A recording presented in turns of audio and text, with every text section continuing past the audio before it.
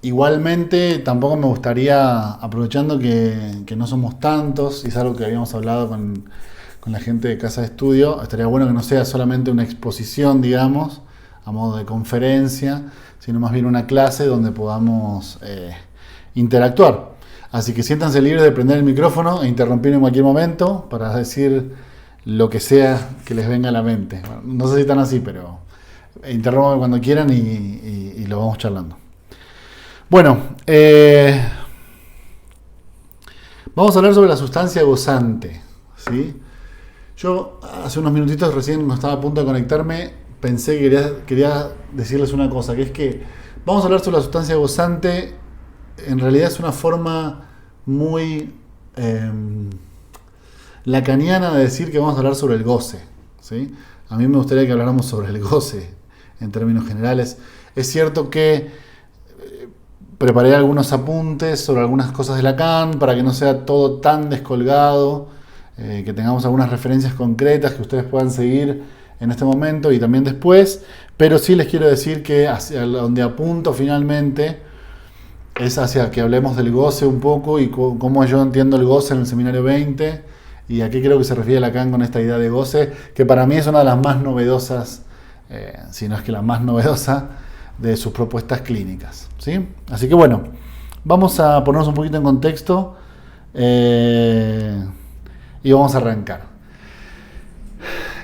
Yo decidí anclar un poquito la charla de hoy en una clase del seminario 20, que en la edición de Paidós, vieron que en Paidós las clases de Lacan tienen como títulos, se les ha puesto como títulos, casi como si fueran mini capítulos, que le puso la edición de Miller, y en este caso es una clase que lleva el título A Jacobson, ¿sí? Porque en el principio de la clase habla un poco en relación con Jacobson y además porque Jacobson estaba sentado en ese momento en la clase, en el seminario de Lacan.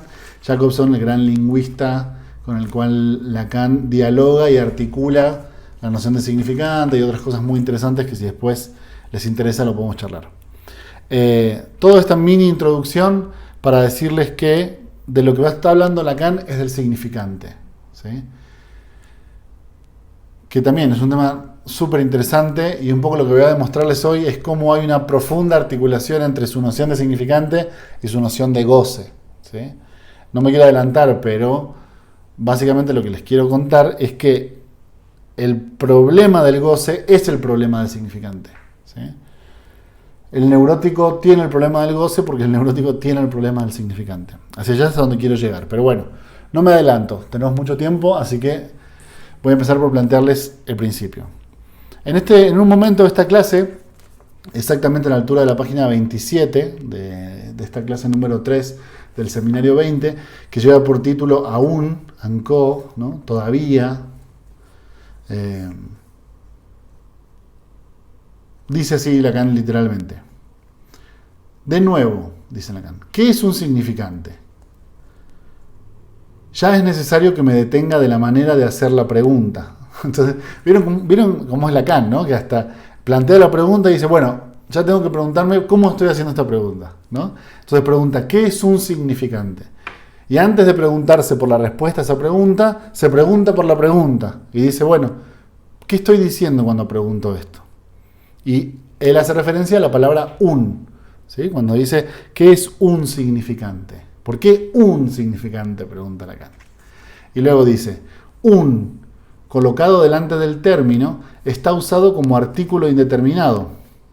Supone ya que el significante puede ser colectivizado, que puede hacerse una colección de significantes, hablar como si fuese algo que se totaliza, ¿no?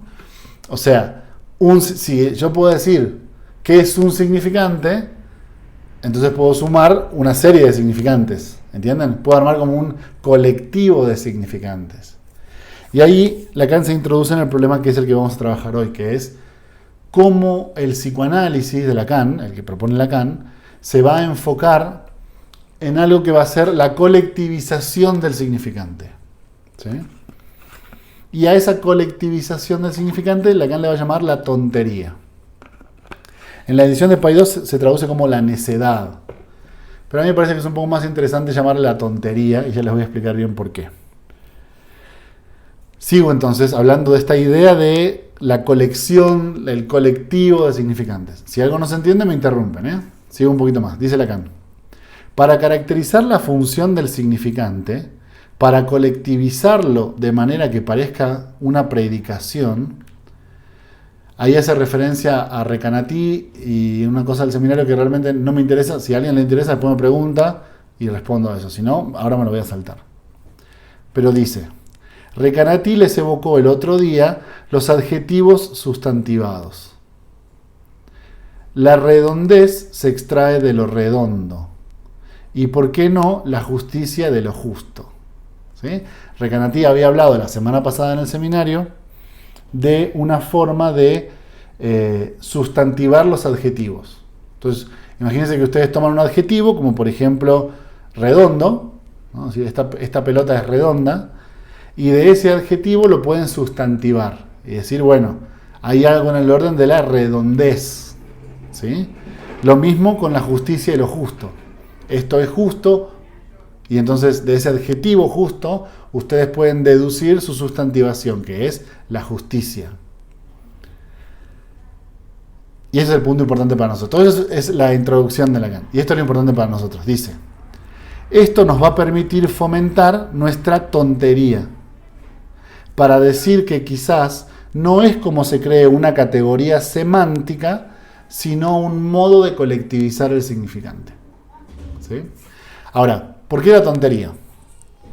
Ustedes saben que Freud había planteado la regla fundamental del psicoanálisis, ¿no? Que era, bueno, diga todo lo que le venga a la mente, aunque esto le parezca tonto, le parezca que no tiene sentido, o incluso le dé vergüenza. ¿Se acuerdan de esa regla? Es la famosísima regla de asociación libre. Bien. Lacan le hace una pequeña crítica a esa regla y le dice, bueno, en realidad no se puede pedirle a alguien que diga todo, porque todo no se puede decir, ¿no? Entonces no es exactamente, dice Lacan, que le digamos al paciente que diga todo lo que le venga a la mente.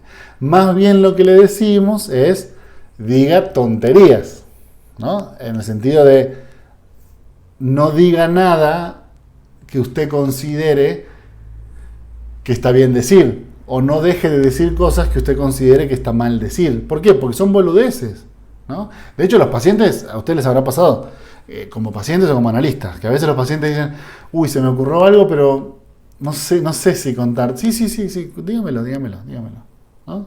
En este mismo sentido, como el mismo paciente se da cuenta que es una estupidez lo que está por decir, pero nosotros le pedimos precisamente que diga esas estupideces, ¿no? Entonces, ese pequeño giro, esa pequeña crítica que le hace Lacan a la regla fundamental freudiana, lo hace llamar a ¿cómo llamaríamos? A esta suma de significantes que viene cuando el paciente dice todo lo que le venga a la mente, Lacan le va a llamar la tontería. ¿Sí? La tontería es el producto de la regla de asociación libre. La tontería es la colectivización del significante en psicoanálisis. ¿Sí?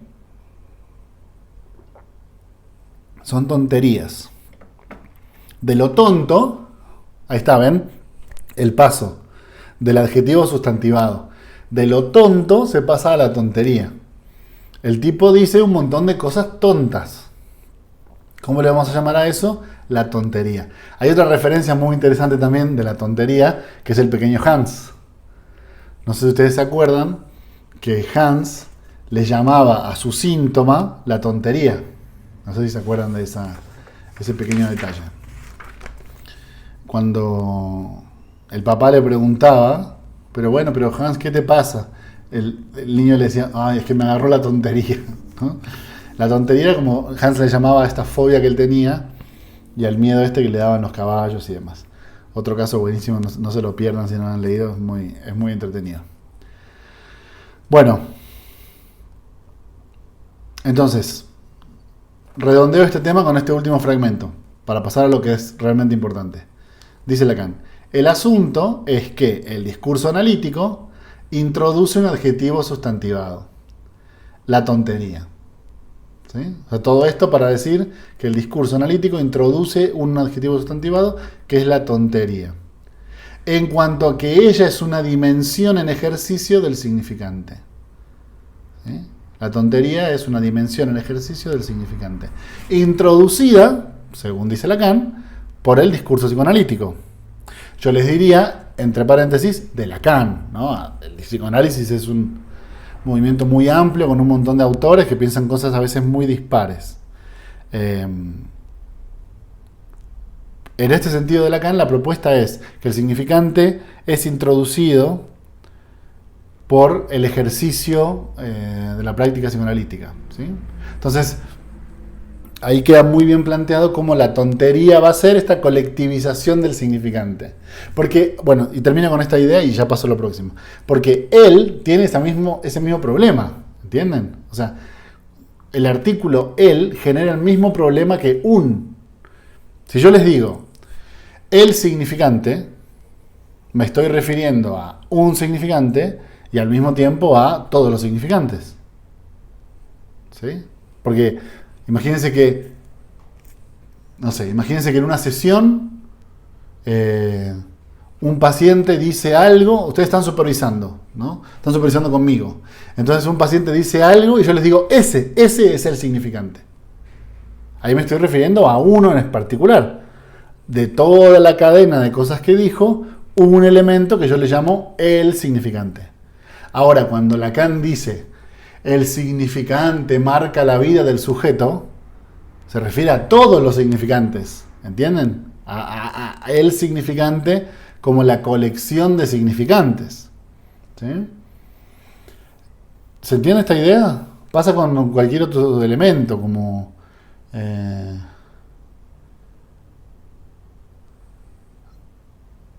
el colombiano es una persona muy agresiva. Perdón si hay algún colombiano se me ocurrió.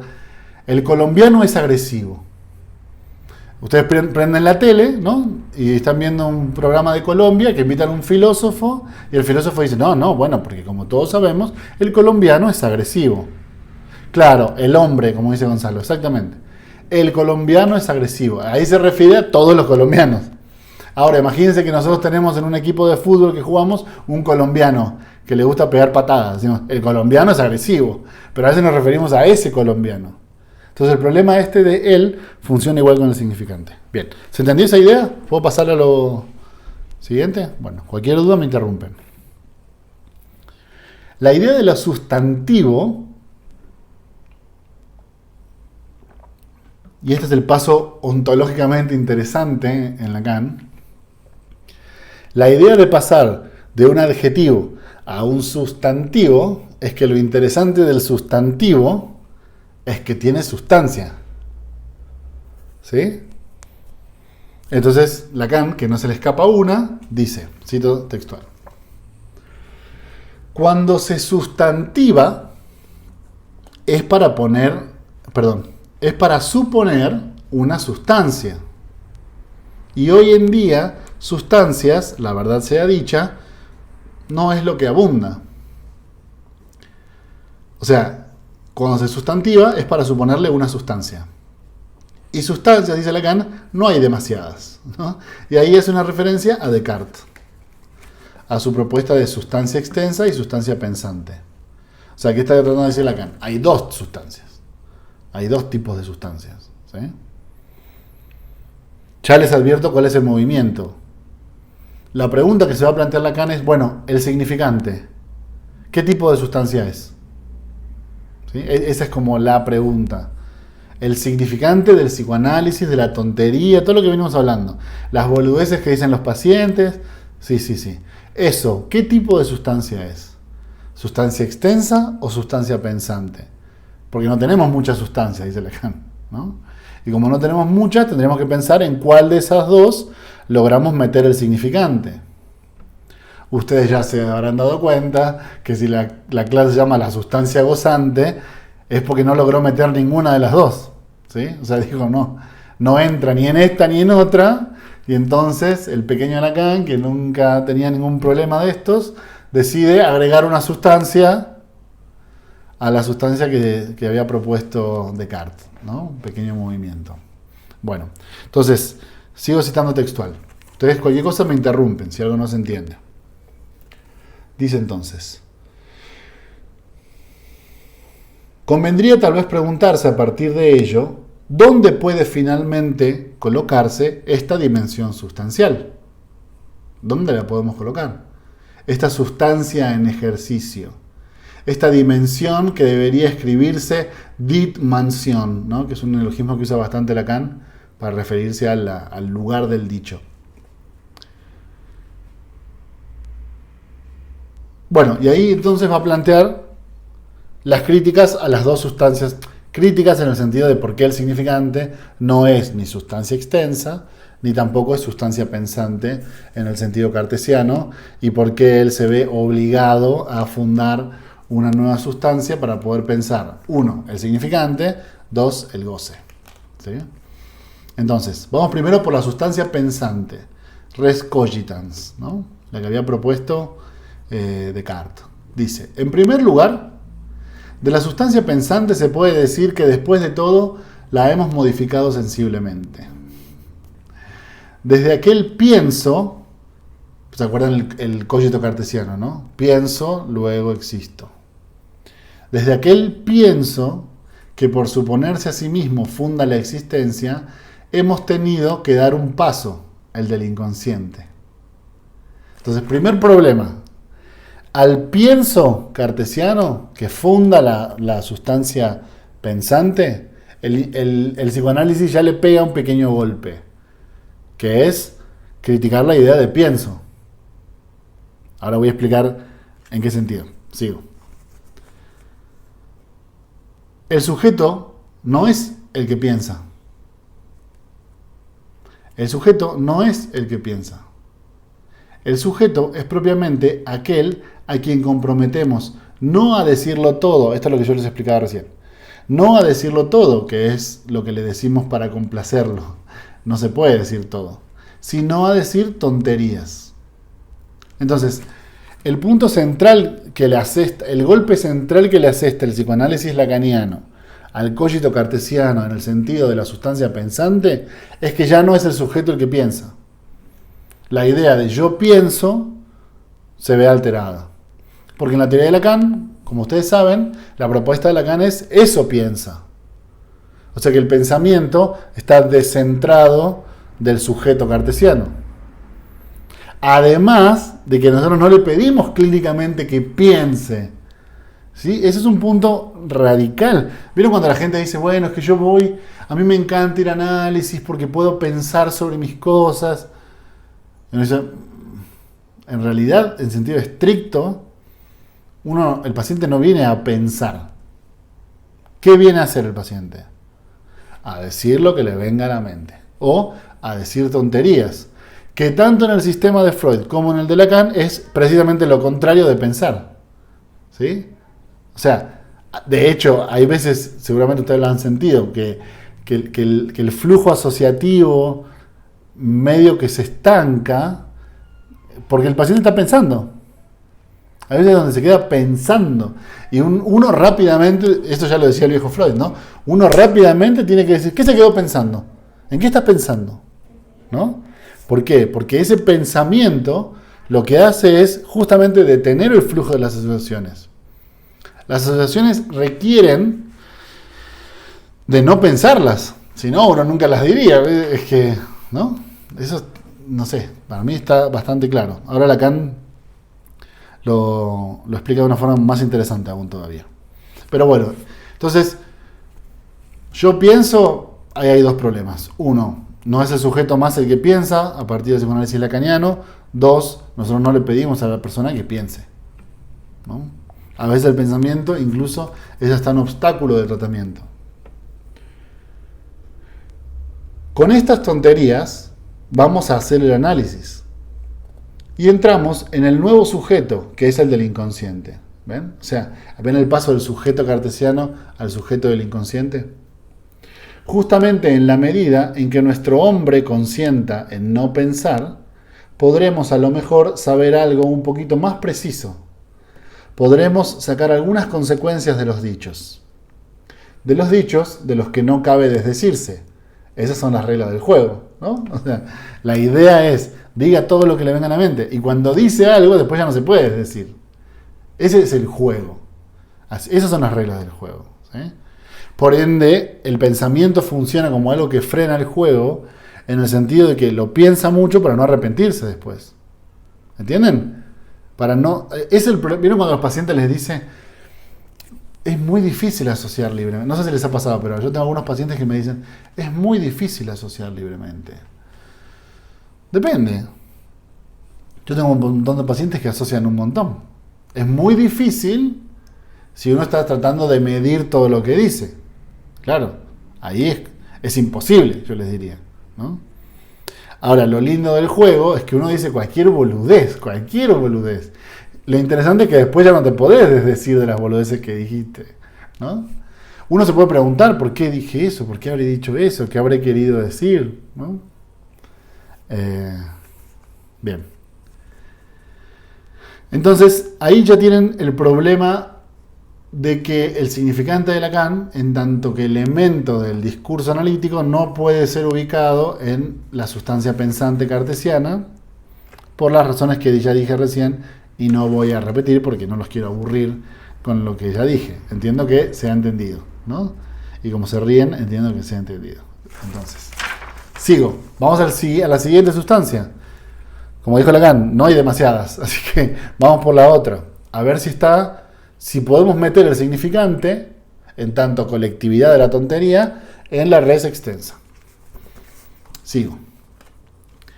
De la famosa sustancia extensa, complemento de la otra, no podemos deshacernos así nomás, ya que es el espacio moderno, ¿no? Ahí lo que está diciendo Lacan es, el espacio moderno es el plano cartesiano. Acuérdense que Descartes, vieron que Descartes era de esos personajes que eran todo, filósofos, matemáticos, químicos, astrónomos, todo. Entonces, si bien es cierto que hay grandes tratados de filosofía que plantean, por ejemplo, la idea del cogito, también hay grandes tratados matemáticos que plantean, por ejemplo, la idea del plano cartesiano, ¿no? Entonces, cuando Lacan se refiere a que es el espacio moderno, se refiere a que justamente la forma de concebir la espacialidad moderna, o sea, en el pensamiento moderno, o sea, en la ciencia moderna, que ustedes la pueden ubicar más o menos desde finales del siglo XVII hasta inicios del siglo XX, ¿no? Ese fue el periodo moderno, más o menos, la modernidad, que arranca justamente con Descartes. No me quiero meter demasiado en cuestiones epistemológicas, pero si después les interesa lo hablamos al final. Entonces, el espacio moderno es el que surge de los planteamientos cartesianos. Sigo entonces.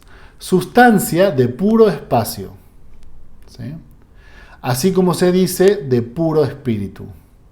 Puro espacio se funda en la noción de parte, ¿sí? La idea del plano cartesiano está fundada en la noción de parte, con la condición de añadir que todas a todas son externas, dice Lacan. Y ahí en latín dice partes extra partes.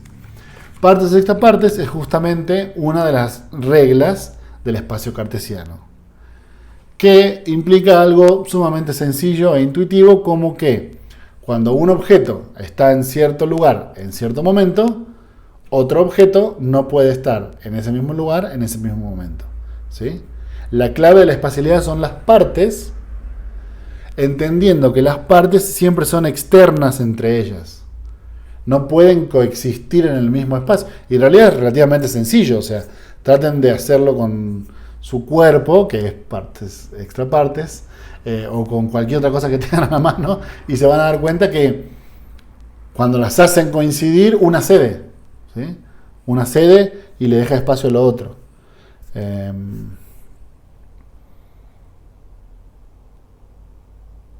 Bien.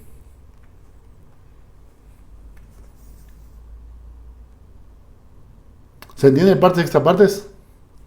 ¿Se entiende que si un cuerpo está en un lugar en un momento, otro cuerpo no puede estar en ese lugar en ese momento? Perfecto.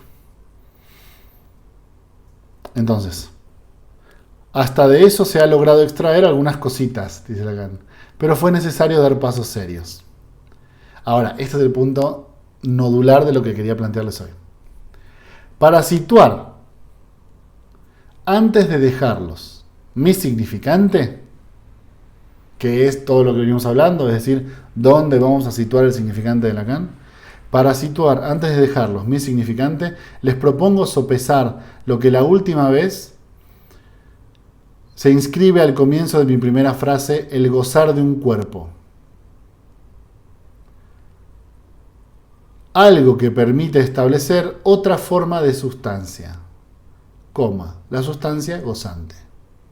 Entonces, Lacan, siendo Lacan, ¿no? O sea, yo a veces digo que tuvimos este tipo podría haber caído en cualquier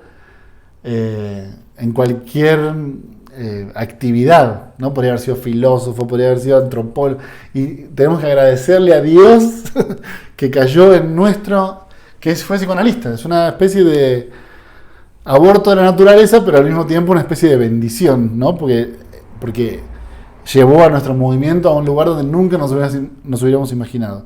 Entonces, este señor, con la mano en la cintura, agarra el texto fundacional del pensamiento moderno y dice, está muy bien eso, pero a nosotros nos hace falta otra sustancia. Y la funda. Y dice, bueno, mi significante no es ni sustancia pensante, en el sentido de que no se piensa sobre él, pero tampoco es sustancia extensa, no es partes extrapartes, o sea, porque no es como la botella o como el vaso o como la computadora, ¿no?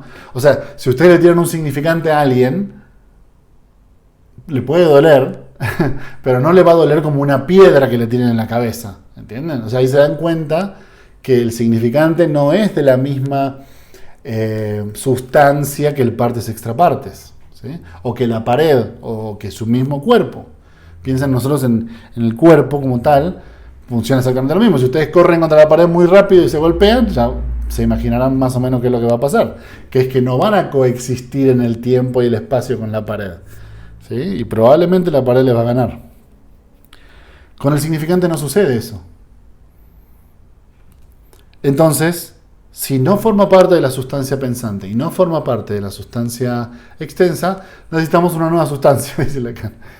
Yo les propongo, lo cito de nuevo, para situar mi significante, les propongo sopesar lo que se inscribe al comienzo de mi primera frase. Algo que permite establecer otra forma de sustancia, coma, la sustancia gozante. Y este creo que es el gran aporte, entre muchos otros, pero el gran aporte clínico que propone Lacan, ¿entienden? O sea, porque en Freud, en Klein, en un montón de autores se ve este problema de, ok, la mente, sí, la mente, pero la mente es un fenómeno que viene del cerebro, no estamos muy seguros. Siempre está esa discusión, hoy en día ya no está esa discusión, no, claramente la mente surge como un fenómeno de procesos neuroquímicos en el cerebro, o sea, eso ya hoy se sabe, por decirlo de alguna forma, y nosotros seguimos trabajando con algo que nos damos muy bien cuenta que no está en el pensamiento y tampoco está en el cuerpo. Entonces, ¿qué tipo de sustancia va a ser? Va a ser la sustancia gozante. Ahora, lo que es realmente el desafío es establecer qué es la sustancia gozante y cómo trabajar con ella, ¿sí? La segunda parte de mi exposición va a ir hacia ese lado. ¿Se entiende más o menos hasta acá? ¿Hay alguna duda, alguna pregunta, comentario, crítica?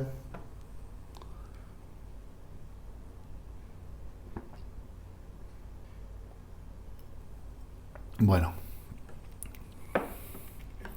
Sigo entonces. Escuchen lo que dice Lacan. ¿No es esto lo que supone propiamente la experiencia psicoanalítica? O sea, ¿la experiencia psicoanalítica no supone ya una sustancia gozante? La sustancia del cuerpo, a condición de que se defina solo por lo que se goza. Propiedad del cuerpo viviente, sin duda, pero no sabemos qué es estar vivo a no ser por esto, que un cuerpo es algo que se goza. Y ustedes me preguntan a mí, bueno, pero ¿cómo se goza el cuerpo? No se goza sino corporeizándolo de manera significante. lo cual implica, dice Lacan, algo distinto del partes extra partes de la sustancia extensa. Entonces ahí ya nos meten otro problemón, ¿no? Porque lo que nosotros entendíamos por cuerpo era más o menos esto, ¿no? O sea, algo que si ustedes lo revientan contra una pared, probablemente sufra daños. En el sentido de que forma parte del espacio moderno, o sea, es partes extra partes. Y Lacan está diciendo, no. Cuerpo en este sentido, en el sentido de que lo se corporiza de manera significante, implica algo distinto del partes extra partes, ¿no? Entonces, ahí ya tenemos toda una definición novedosa que es interesante. Se las voy a tratar de enumerar. A ver, déjenme leer lo que escribe Gonzalo. Dice, Lichtenberg decía, ¿acaso el hombre sea mitad espíritu y mitad materia? Como el pólipo es mitad planta y mitad animal. En la frontera se hallan siempre las criaturas más insólitas. Sí, está buenísima esa idea. Está bueno. Lo que tenemos que terminar de caracterizar es que es esta cosa del espíritu, ¿no? Porque, digamos, con la tradición cristiana, nos viene toda una idea de algo inmaterial, sustancial, esencial, que somos nosotros, aun cuando no sea algo corporal. Y precisamente para Lacan ese es el problema. Lacan dice justamente, el problema del neurótico es que cree que tiene un alma. Lo dice así abiertamente, ¿no? O sea, y dejó esta discusión para el final, para que lo trabajemos al final, pero el problema del neurótico es que cree que tiene algo esencial. ¿Entienden? O sea, el problema del neurótico es que supone que es algo. Y como es algo, ese algo que es, le impide sufrir la transformación que requiere para ser lo que quiere ser. ¿Entienden el problema? O sea, el neurótico supone que tiene un alma, supone que hay algo esencial en él, y no le permite, eso que supone, no le permite hacer la transformación necesaria para ser lo que quiere ser, porque es lo que es. ¿Sí? El significante te libera de ese problema.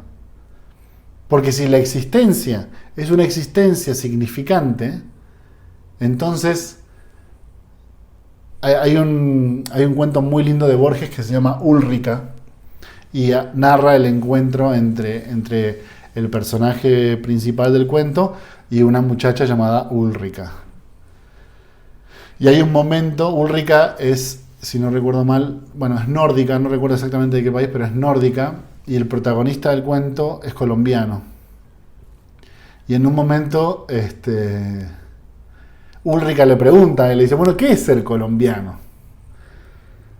Y él le dice, bueno, ser colombiano es creerse colombiano. Y Úlrica le dice, ah, claro, como ser noruega, ¿no? O sea, en el sentido de que ser algo no requiere más que creerse eso que uno es. En términos psicoanalíticos, no requiere más que decir que uno es eso. ¿Sí? Esa insubstancialidad es la que te permite pensar cómo funciona el psicoanálisis. Porque a mí me han hecho preguntas muy interesantes gente que no sabe nada de psicoanálisis. Y me dice cosas como, bueno, ¿y cómo se pueden resolver los problemas de alguien con palabras? Es una gran pregunta. No sé si alguna vez se lo habían planteado ustedes, pero ¿cómo se puede resolver con palabras los problemas de una persona? Es una gran pregunta. Y yo siempre respondo, bueno, ¿con qué se crearon esos problemas? Con palabras, ¿no? Pero bueno, una pausa acá, retomo lo que veníamos hablando y llegamos a ese punto porque es al que realmente quiero llegar. Tenemos entonces una categoría que yo les recomiendo llamar de otra forma, no tengo cómo llamarla porque no he pensado bien cómo llamarlo, pero cuerpo es una muy mala palabra para hablar de esto, porque siempre uno lo termina confundiendo con, bueno, como dice Miller, con el cacho de carne, ¿no? O sea, uno termina confundiéndolo con ese conjunto de uñas y de pelos y de sangre, y acá cuerpo claramente significa otra cosa. ¿Sí? Entonces lo recapacito. Dice, la sustancia del cuerpo, a condición de que se verifica solo Perdón, a condición de que se defina solo por lo que se goza. Entonces, ¿qué es el cuerpo acá? Lo que se goza. ¿Qué es el cuerpo en psicoanálisis? Lo que se goza. ¿Sí? Ahora, lo que tenemos que preguntarnos es ¿qué significa que el cuerpo sea lo que se goza y qué significa gozar? Porque ahí está para mí la pregunta clave de la clínica. ¿Qué es gozar? Porque si van a entender gozar en el sentido más corriente del término, que es, bueno, disfrutar, pueden quedar un poco atrapados en este sistema que quedó atrapado Freud, ¿no? O sea, usted la pasa mal, pero la pasa bien también, ¿no? O sea, usted sufre, pero al mismo tiempo que sufre también le gusta lo que le está pasando, ¿no? Porque si no le gustara, no lo estaría repitiendo. ¿Se entiende? O sea, si uno entiende goce en ese sentido, también puede quedar como atrapado en la idea de, bueno, pero entonces, ¿qué quiere decir esto, doctor? ¿Que yo lo estoy haciendo a propósito? ¿No? La gente a veces te lo pregunta, porque hay gente muy inteligente. Dice, pero entonces yo soy una especie de masoquista que me hago daño a propósito. ¿O cuál es la razón? Porque ¿por qué no puedo parar de repetir esto que me sucede? ¿No? Y ahí es donde yo creo que la noción de goce es clave para pensar todo este problema. Entonces, les leo esta cita y nos metemos de cabeza en el tema. Dice Lacan: hay algo que sobrepasa lo que acabo de describir y que está marcado por toda la ambigüedad significante. Porque gozar del cuerpo posee un genitivo que tiene una nota sadiana del Marqués de Sade, ¿no? Sobre la que puse un toque, o por el contrario, una nota extática o sugestiva que dice que, en suma, es el otro quien goza. Entonces, esta es la frase completa. Ahora vamos a desglosarla de a poquito y voy explicándoles algunas ideas que me parecen muy interesantes. ¿Qué significa, digamos, esta parte de la presentación podríamos titularla ¿qué significa gozar del cuerpo? O sea, ¿qué es gozar y qué es el cuerpo? Esas son las dos cuestiones que nos tenemos que preguntar. ¿Qué significa gozar y qué es el cuerpo? Yo trato de distinguirlo de la lógica más coloquial, que sería la del niño perverso polimorfo freudiano, ¿entienden? Que se masturba y está gozando del cuerpo. Bueno, todo lo contrario de eso.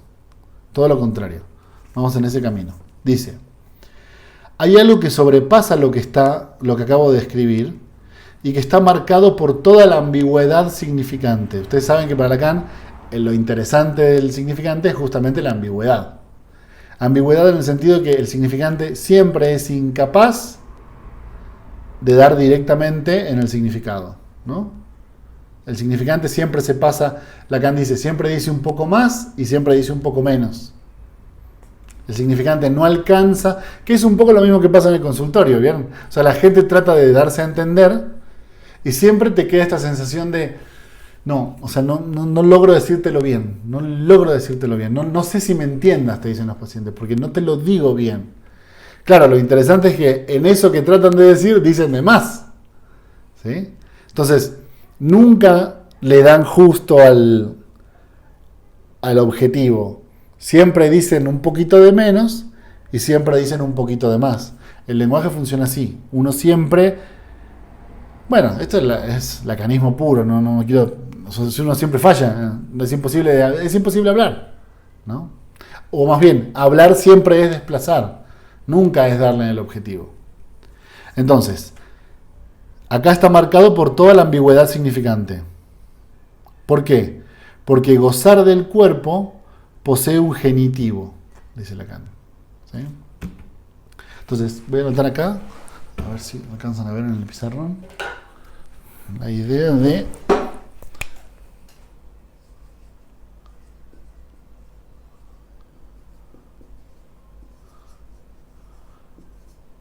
gozar del cuerpo. ¿Sí? La clave del genitivo que dice Lacan es esta, el del. ¿Sí? Un genitivo generalmente, en castellano, igual que en francés, Generalmente se piensa como de, pero bueno, acá es de él, ¿no? Es gozar del cuerpo. ¿Por qué dice Lacan que el genitivo es algo ambiguo?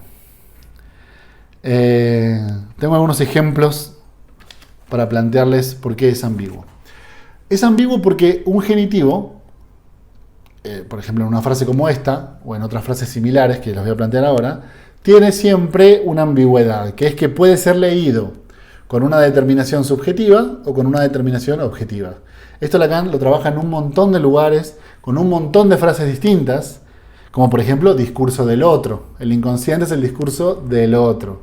Lacan siempre hace este juego, y no es casualidad, obviamente lo hace a propósito.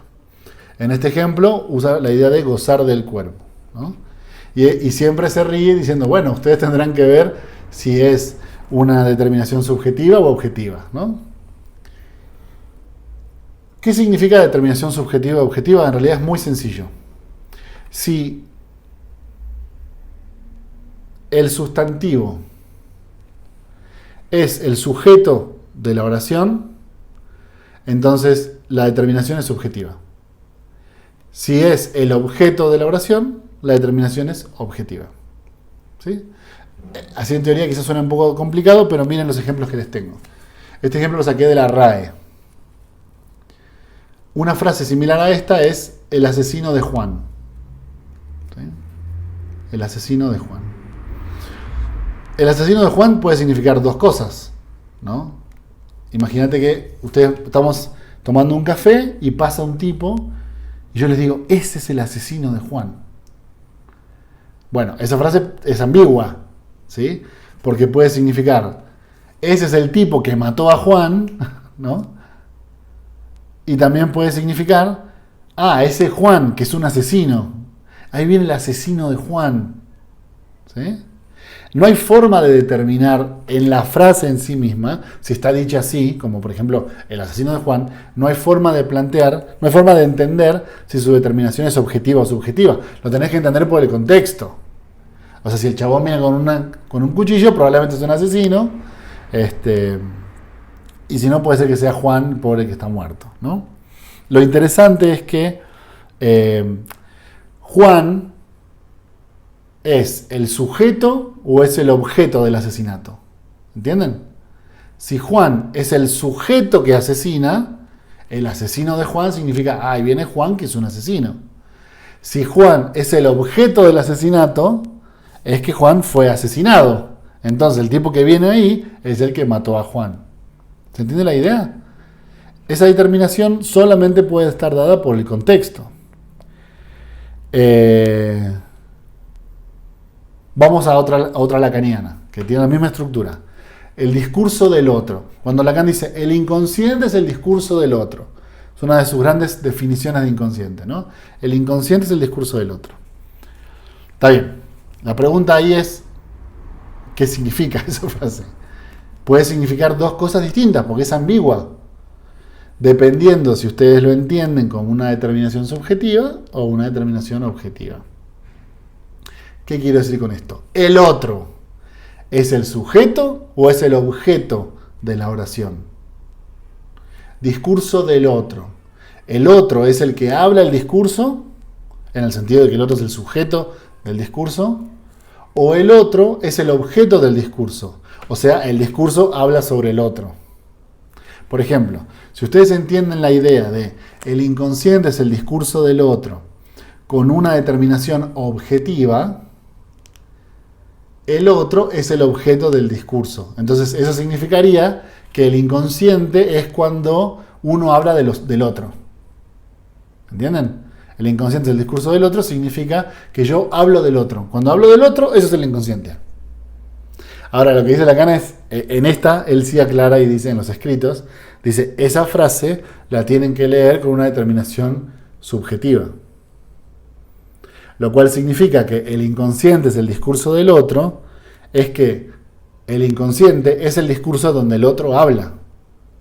En el momento donde el otro habla, eso se llama inconsciente. ¿Sí? ¿Se entiende el genitivo y la ambigüedad? Bueno, ahora vamos a lo bueno, gozar del cuerpo. Tiene una lógica similar. La pregunta clave que ustedes tienen que plantear es, ¿El cuerpo es el objeto del goce o es el sujeto del goce? ¿Qué les diría nuestro queridísimo viejo Freud? No, el cuerpo es el sujeto del goce. O sea, Pedro, nuestro paciente, él goza con ese sufrimiento, ¿no? O sea, Pedro, que es el cuerpo de Pedro, goza mientras sufre. ¿Se entiende esa idea? Esa idea la tienen que tener relativamente clara porque es la que nos enseñan siempre, la que nos enseñan en la facultad y las que nos enseñan en el primer curso de Lacan que tomemos, ¿no? De psicoanálisis en general. O sea, ustedes, por un lado, sufren de lo que les pasa, pero por otro lado, tienen una ganancia. Pillines, perversos polimorfos. O sea, te estás quejando, pero te gusta. Un poco esa es la idea, ¿no? Entonces, ahí que tienen gozar del cuerpo, el sujeto de la oración sería el cuerpo. Para decirlo correctamente, el sujeto del goce sería el cuerpo. Es decir, es el cuerpo el que goza.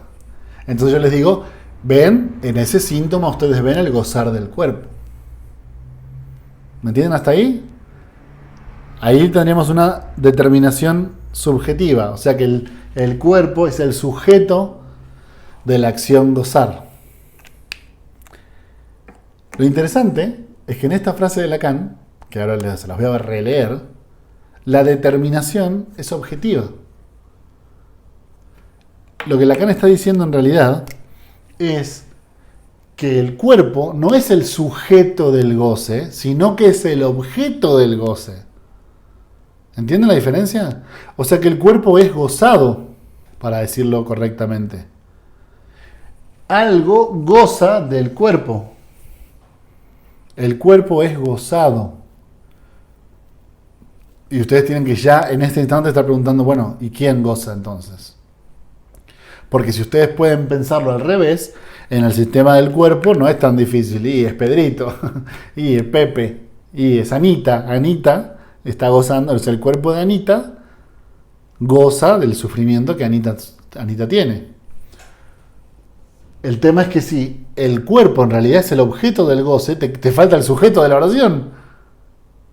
O sea, el cuerpo es gozado. Y ustedes tendrían que preguntar, ¿por quién? Y ahí es donde yo vuelvo a la cita de Lacan.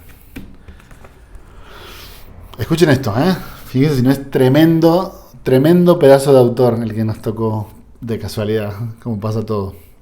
Algo que sobrepasa lo que acabo de describir y que está marcado por toda la ambigüedad significante. Porque gozar del cuerpo posee un genitivo que tiene una nota sadiana, sobre la que puse un toque. O por el contrario, una nota extática. ¿Se entiende la idea de extático? ¿Sabe qué significa extático? Que viene de afuera. Extático es que viene de afuera. Sugestiva. Que dice que, en suma, es el otro quien goza. En suma, es el otro quien goza.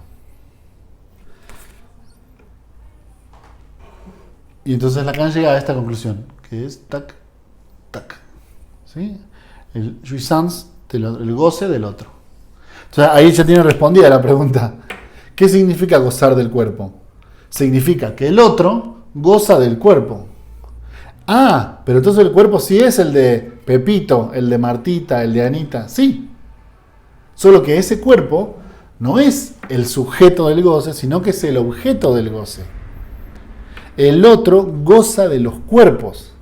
Esa es la clave del goce. Por eso Lacan dice, siempre se necesita un cuerpo para gozar. No sé si alguna vez habían escuchado esa frase, pero Lacan la dice varias veces. Siempre se requiere de un cuerpo para gozar. No se puede gozar sin cuerpo, dice Lacan. Y claro, yo creo que todo el mundo entendió, bueno, sí, obvio, no se puede gozar sin cuerpo porque el cuerpo es el que goza.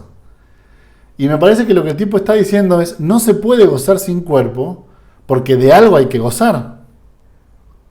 Solo que te queda pendiente la pregunta de, bueno, pero si Pepe, ¿no? El paciente, Anita, la están pasando tan mal, pero tan mal, pero tan mal.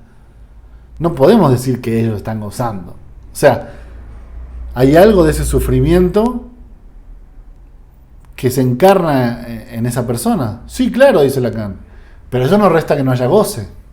Solo que el goce no es del cuerpo. El goce es del otro. ¿Entienden? Entonces ahí tienen el sistema que explica por qué hay padecimientos que no pueden dejarse de insistir. ¿Entienden? Por eso el sufrimiento se sostiene.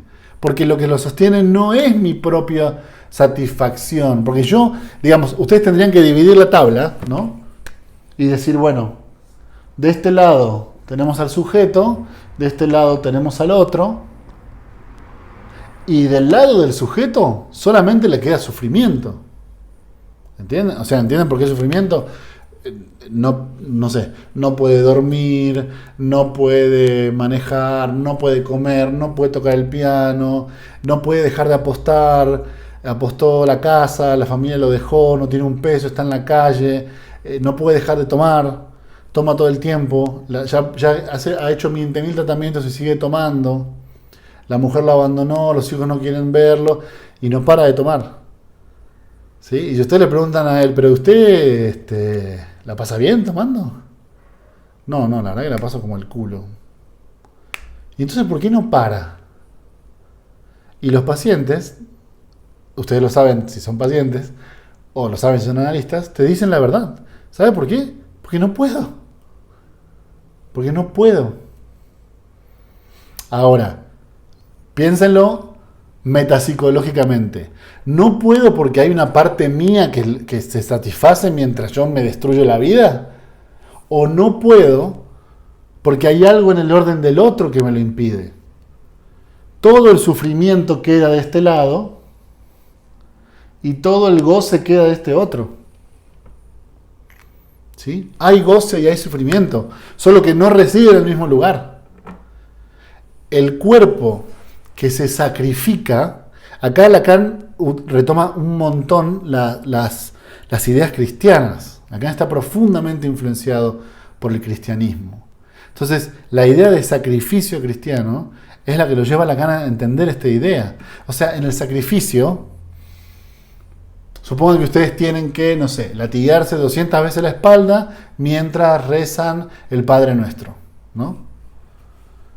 Cada vez que se pegan en la espalda con el látigo, no es que la pasan bien, ¿entienden? No es que la pasan bien. Pregúntenle a cualquiera de estos curas de claustro que hace sacrificios, ¿no? O a la gente que deja de comer, a la gente que hace una promesa y deja de comer, o deja de tomar, o deja de... Ellos quisieran seguir comiendo, quisieran seguir tomando, gracias a los flagelantes. Pregúntenle a cualquiera de esta gente que se flagela. Y lo que te va a decir es, no, obviamente que a mí me duele, pero yo sé que este dolor es por el goce de Dios. Y el gran problema de la neurosis es el goce de Dios. ¿Entienden? Esa es la clave. No es que conjuntan el sufrimiento y el goce en ese mismo cuerpo. Es que al cuerpo solo le toca el sufrimiento, pero el sacrificio de ese cuerpo le agrada a Dios. Esa es la clave. ¿Sí? ¿Entienden un poco la idea? No digo que sea la clave del universo, lo que estoy diciendo es que es la clave de Lacan, nada más, de este autor en particular. ¿Sí? Lo que el tipo dice es, la neurosis es una forma de darle una ofrenda a Dios, y esa ofrenda es mi propio cuerpo. Esa ofrenda es mi cuerpo, que claro que se desgasta cada vez, ¿no? Cada vez que vuelve a insistir y vuelvo a fallar y vuelvo a sufrir. Sí, está bien, pero cada vez que yo sufro, Dios goza con eso. Entonces, bueno, ejemplos hay millones, ¿no? Pero por ejemplo, hay gente que cree, no sé cómo decirlo, piensa que si agarra una serie de bombas y se las pone en el cuerpo y se inmola en un shopping, ese cuerpo, yo les aseguro que ese cuerpito no goza nada. Eso no hay ninguna duda, ¿no? Que ese cuerpito no goza nada. Pero están seguros están seguros, y quizás la clave es esa seguridad, que Dios goza con eso. ¿Entienden? Que a Alá eso le hace bien. Entonces, esto de los flagelantes que decía Gonzalo recién, es la misma idea. No es que yo golpeándome el cuerpo lo voy a pasar bien. Pero es cierto que yo, renunciando a los pecados de la carne, le estoy demostrando a Dios que eso es lo que yo creo, que eso es lo que yo quiero. Y en mi sufrimiento, Él goza. ¿Entienden la idea? En mi sufrimiento, Él goza. Lo mismo sucede en la neurosis. Entonces, el problema que tienen ustedes para operar la sustancia gozante es el significante. Ese es el problema. ¿Entienden? O sea, ¿qué clase de operatoria significante se generó para producir un cierto saber? Lo voy a decir así, ustedes me dicen si se entiende o no. ¿Qué clase de operatoria significante se generó para producir un cierto saber donde el otro me demanda que yo me sacrifique para que él goce? Porque la pulsión, ¿se acuerdan que Freud también la identifica con el cuerpo propio, ¿no? Dice, bueno, sí, eso de alguna forma viene del organismo y lo que hace trabajar a la mente, ¿no? Es un esfuerzo de trabajo. Lacan no dice que no sea un esfuerzo de trabajo, solo que él no lo ubica en el cuerpo. La definición de pulsión, la fórmula de la pulsión en Lacan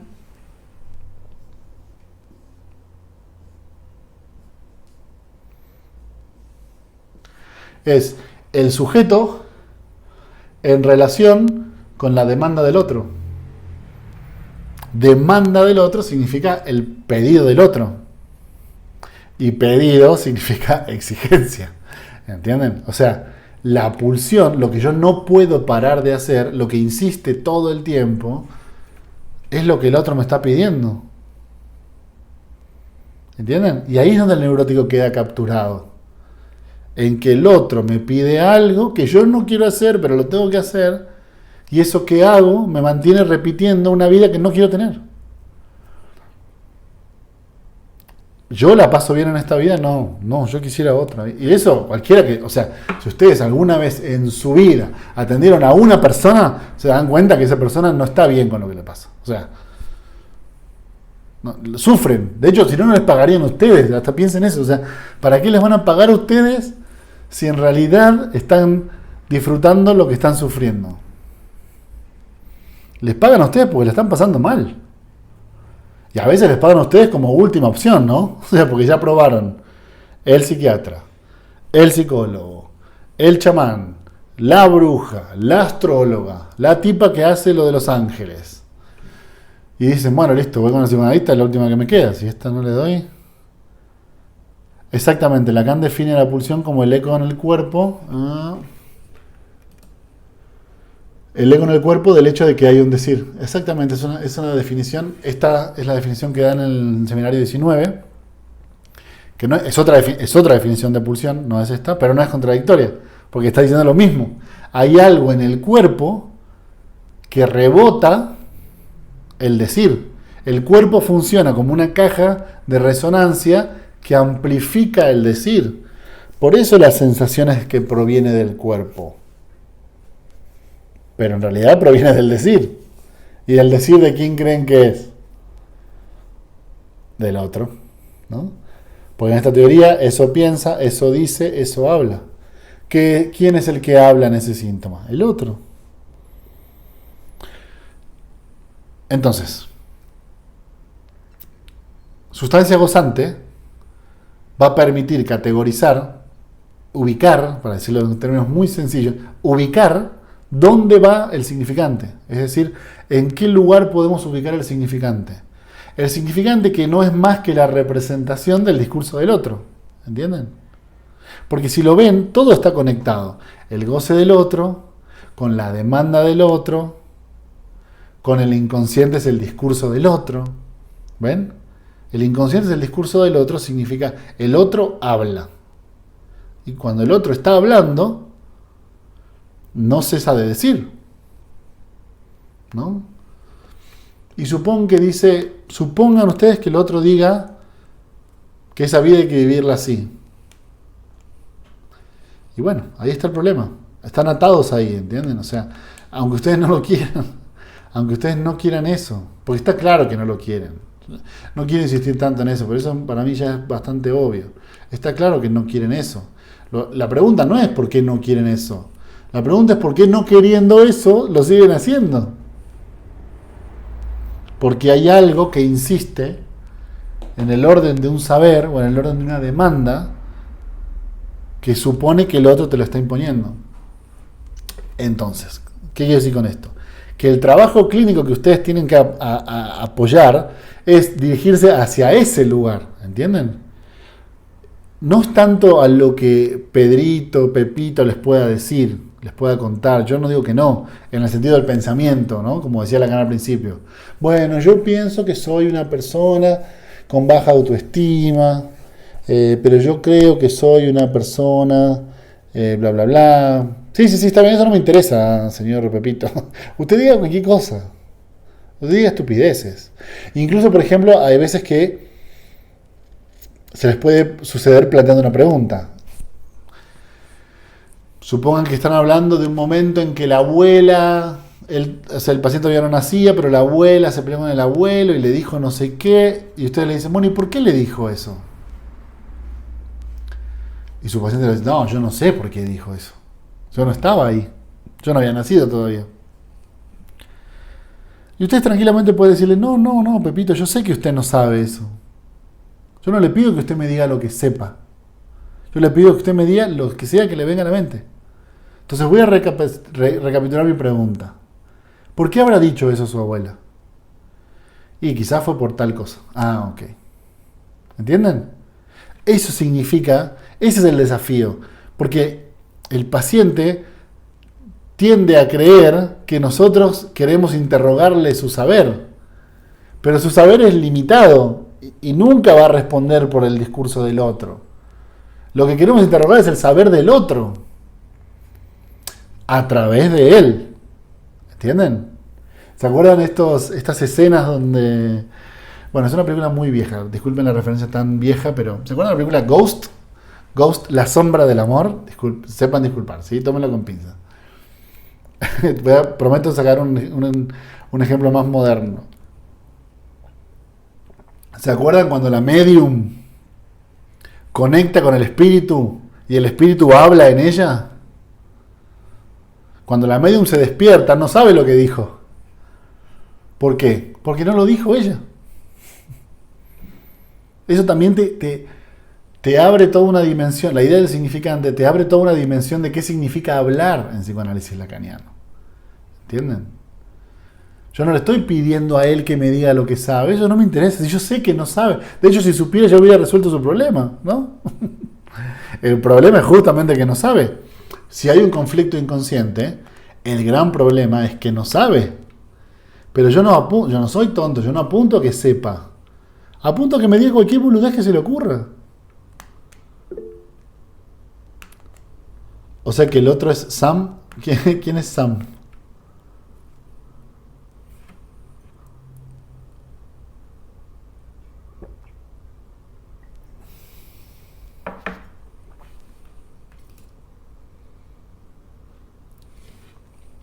Patrick Swayze. Ah, él es el personaje. Ah, perdón, gracias. No me acordaba el nombre. Que la vi, pero no la vi tanto como vos la viste, me parece. No, el otro no es nadie. La clave es que el otro no es nadie. Esa es otra. Qué bueno que lo preguntás, porque esa es otra cosa interesantísima. Claro, sí, los años se te notaron en ese comentario. El otro no es nadie. Nadie es el otro. Cosa que también es un problema igual que el cuerpo, por ejemplo. ¿Ven? Así como cuerpo no es buena palabra, otro tampoco es buena palabra, porque en términos generales uno tiende a identificar otro con alguien. Y en la definición de Lacan, el otro es un lugar. Que además es un lugar muy curioso, porque es un lugar donde supuestamente estaría todo lo significante, ¿no? Que es otra suposición neurótica. ¿Ven? O sea, ¿ven cómo todo se va engranando? El neurótico, ¿cuál es el efecto material del problema?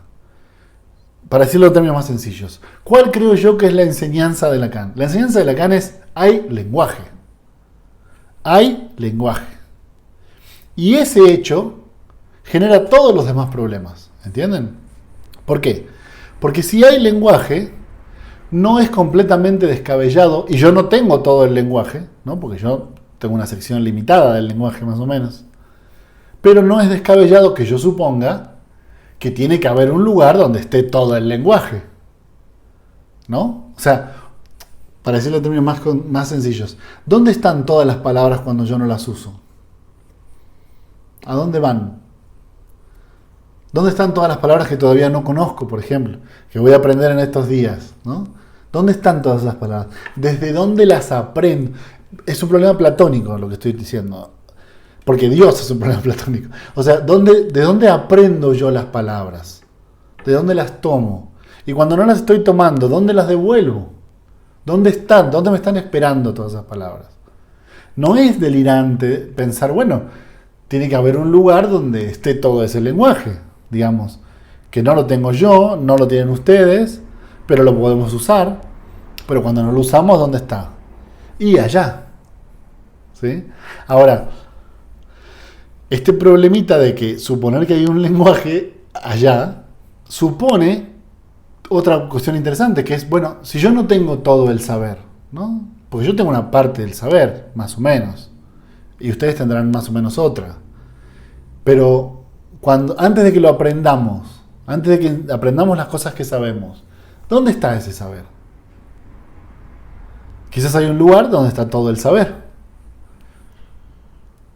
¿Entienden cómo funciona el otro? El otro es una suposición súper potente del hecho de que hay lenguaje.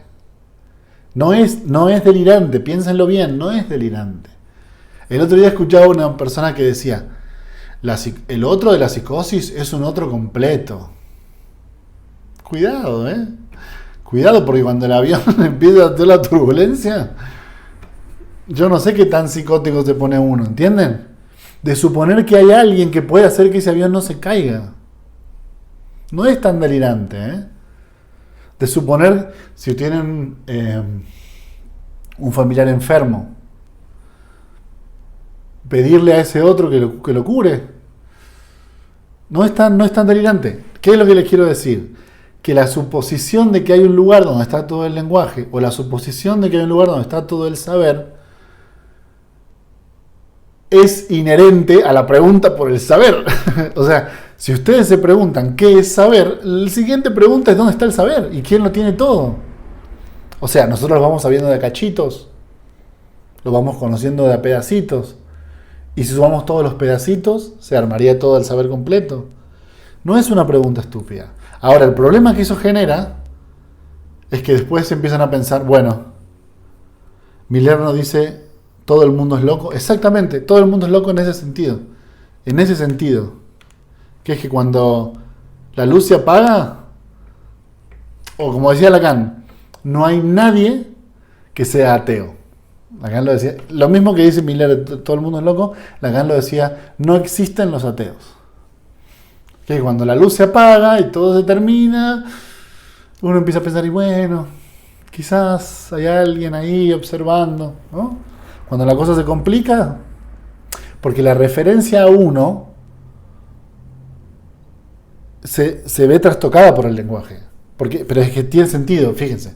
Yo estoy hablando un lenguaje que no lo acordamos entre nosotros, ¿entienden? O sea, yo no dije, bueno, esto significa esto, y ustedes dicen, bueno, dale, eso se va a significar. Es como que tenemos que suponer que hay una tercera instancia, que es la que Lacan llama la instancia del código, que es la que supone que yo les pueda decir palabras y ustedes las entiendan. Bueno, todo esto para decirles que la suposición del otro no es tan loca, es neurótica, eso sí. Es neurótico. ¿Por qué? Porque este otro empieza cada vez a ganar más terreno. No solamente sabe todo, no solamente tiene todas las palabras, sino que ahora empieza a desear cosas, empieza a gozar, empieza a demandar. ¿Entienden? Entonces, claro, ahora se arma una lógica donde se supone que yo tengo que ser de cierta manera. Porque es así. Y si yo no quiero ser de esa manera, bueno, ahí está la neurosis. ¿Entienden? Entonces yo tengo que ser de cierta forma y no quiero. ¡Pum! Neurosis, síntoma neurótico. ¿Cómo lo desanudan ustedes? ¿No? Haciendo el camino inverso. Ok, y si usted quiere hacer esto, ¿por qué no puede serlo? Y porque se supone que tengo que ser esto otro. ¿Y eso quién lo dice? No, no lo dijo nadie, pero yo pensé que era así. Ok. ¿Entienden? Solo que claro, esto que lo describo en 5 segundos es un trabajo arduo, ¿sí? Porque uno siempre tiende a identificar el saber del otro con alguien. Entonces, generalmente con los padres. No es casualidad que sea eso tampoco, ¿entiendes? Lo que vio Freud no estaba equivocado. O sea, la gente tiende a suponer que la demanda proviene de los padres. Aunque un día te das cuenta que tu padre te dice, no, pero a mí me daba igual. O sea, si por mí, si quería ser pintor, podía ser pintor. Y uno dice, mierda, o sea, entonces, ¿entienden? O sea, si el problema no era él, el problema no soy yo. Y ahí es donde uno tiene que empezar a pensar en esta idea, esta operatoria que funciona sola, ¿entienden? Que es, bueno, hay lenguaje, entonces hay un lugar donde está el lenguaje, entonces hay un lugar donde está el saber, y se supone que yo tengo que ser eso, que se supone que sabe que tengo que ser yo. Y termino con esto y pasamos a las preguntas. La gran idea del... Pasé 20 años pensando lo que se esperaba de mí. Exactamente, 20 años pensando que el otro esperaba de mí, y cuando le preguntaste dice, no, yo no esperaba nada, a mí me daba igual. Y uno dice, todo ese tiempo desperdiciado. ¿En qué? En esta suposición, ¿no? Termino con esto. Lo interesante del grafo del deseo es que Lacan en el grafo del deseo explica una idea muy buena, que es como una especie de mito, ¿no? Vieron que todos los psicoanalistas tienen como un mito original. En Freud es la horda del padre primitivo o el Edipo. En Klein es la idea de la agresividad. Bueno, en Lacan es el grafo del deseo. La pregunta de el sujeto le pregunta al otro, ¿qué me quieres? Tan, tan. O sea, tan, tan, con esa pregunta se arruina todo. Todo. Porque yo supongo, miren todo lo que tengo que suponer para ser neurótico. Tengo que suponer que hay otro. Tengo que suponer que el otro quiere algo. Tengo que suponer que quiere algo de mí y tengo que suponer que yo se lo puedo dar. O sea, estar loco es estar muy loco. Entonces, yo le pregunto, bueno, ¿qué quieres de mí? Y Lacan dice, la pregunta, la frase que uno lanza en forma de pregunta, te vuelve invertida en forma de respuesta. O sea, en forma de afirmación. Que es, si yo te pregunto, ¿qué quieres de mí? El otro te responde, quiero algo de ti. No sé qué sea ese algo en cada caso particular, pero ahí ya el problema está lanzado, ¿entienden? Que es que, bueno, listo, no, ya está bien, quiere eso, lo tengo que hacer. Y ahí entran todos los conflictos neuróticos, en que se supone que tengo que hacer eso, aunque yo no quiero. Eso es el goce. Digamos, la sustancia gozante es para ubicar cómo puede ser que el hecho de que haya lenguaje genere la idea de que yo estoy atado a hacer algo que no quiero y no puedo parar de hacerlo. Fin de mi exposición. Ahora los escucho a ustedes. Preguntas, dudas, comentarios, lo que les parezca. ¿Alguien tiene alguna pregunta?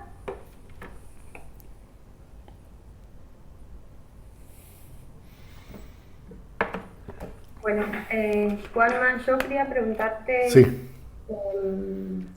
que fue algo que dijiste al inicio, que lo íbamos a trabajar al final, y es explicar un poquito más qué clase de operatoria significante es la que se genera para caer en esa neurosis.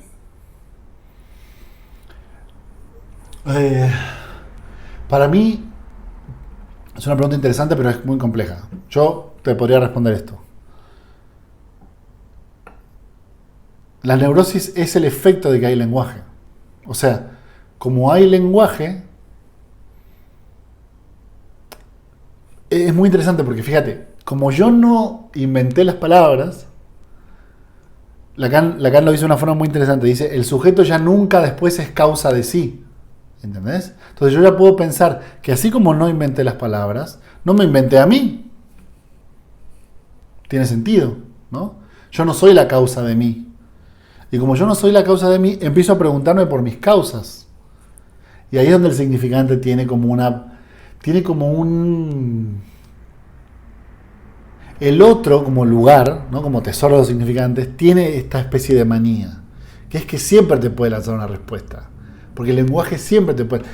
Yo me acuerdo cuando nosotros éramos chicos, jugábamos a una cosa, le llamábamos el libro rojo. No sé si alguna vez jugaron el libro rojo, saben lo que es. Bueno, teníamos una duda sobre algo, entonces agarrábamos un libro rojo y le golpeábamos así y le hacíamos la pregunta. Y abríamos la hoja y poníamos el dedo. Y lo que nosotros señalábamos era la respuesta. Y te advierto que respondía. Porque el lenguaje tiene ese fenómeno, ¿entendés? Ese fenómeno de rebote, ese fenómeno de discursividad que genera respuestas. Entonces, por eso lo que decía Gonzalo es muy interesante. No es casualidad que uno le tire una pregunta al universo y el universo te responda. No es casualidad, porque el lenguaje tiene esa forma metafórica de que se puede decir lo que sea. Entonces, por ejemplo, hay gente que dice, mira al cielo y dice, ah, claro, como esa estrella está en ese lugar, entonces yo por eso soy así. ¿Se entiende? Sí, Gonzalo. Mira, vos sabés que, sí, perdón, Dale. que un poquito recordar yo siempre lo relaciono todo mucho con el tema de lo que es la literatura. Y hay un autor de ciencia ficción que es Philip Dick, que durante mucho tiempo utilizó el I Ching. Y claro. el I Ching como modo de lectura es interesantísimo porque lo que te tira no te dice te vas a ganar la lotería, se va a morir tu suegra, te va a atropellar un árbol. Lo que te dice es algo que uno